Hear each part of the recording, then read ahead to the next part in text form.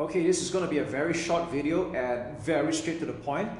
But at the same time, I know that some people that run Facebook ads might struggle with this on an emotional and psychological level as well. So when you run advertisements, you can almost always expect that you're going to get spam comments and some really rude comments that's totally unfounded, like this one over here.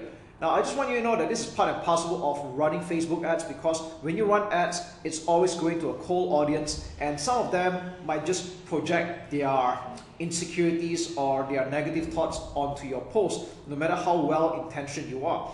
So the short and very straightforward answer is to just hide, delete, and ban, really. So I don't personally think it's a good idea for you to engage with this kind of comments unless you are considered a witty person or you're going to build quite some goodwill. That I do not know, okay? But the short answer is don't waste your energy on that. I want you to focus on conversions and the end results. So how do we remove comments like this and ban them? It's quite simply by clicking on the command here. We click on hide command, and then we'll click on ban the person, and then finally we just click on delete, and we're done. Simple.